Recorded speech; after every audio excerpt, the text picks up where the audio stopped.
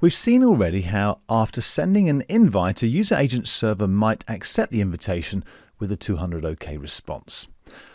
But what if he can't or won't take the call? And what if something's wrong? How are these failures reported? In this module, we'll look at how error responses are used to reject requests and to report errors when things are not right. We'll look specifically at the 400 client error family. We know already that there are 6 families of response. Now, any response that begins with a for something something or above is an error or failure response used to reject a request or report when things are not right. The purpose of the 400 client error family is to report some kind of failure at the downstream client. It's the downstream device that rejects the call. A 400 response is the response issued by the endpoint to report failure at the endpoint. So if an invite came in and the user agent server was already in a call, which 400 type response would it send back? Well, take a look for yourself. Click here for the SIP spec and scroll down to the contents on page 5 where you'll find all the 400 type responses listed. Go ahead and press play when you're ready.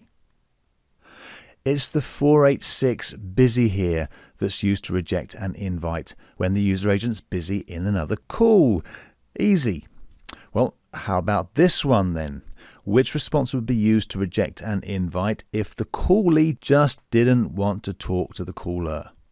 Take another look and press play when you're ready. This one's not so obvious. But further down in the body of the spec, there's a 400 type description that describes how the callee's end system was contacted successfully, but the callee is currently not willing or not able to take the call. Well, that fits with what we're looking for. What type of response is it? It's the 486 again, the same 486 busy here we saw a moment ago when the callee was busy. Interesting. Some user agent implementations might use the 603 decline response on these occasions, so just be aware of the 603. But most seem to use the 486. So you've had a chance to dip into the RFC and look at the different 400 type responses. We don't have time to discuss them all now, and the good news is you don't need to know them individually. What's important is that you know the nature and characteristics of the 400 family. Anything beginning with a for something something is a client error, meaning it's a definite failure response from a particular user agent server endpoint. 2 of my favorite 400s are the 404 not found and the 487 request terminated, both of which we'll discuss in detail later. So, in summary, we've seen that requests are rejected with a 400, 500 or 600 type response. 400 type responses are client error responses generated by the endpoint client rather than some midway proxy.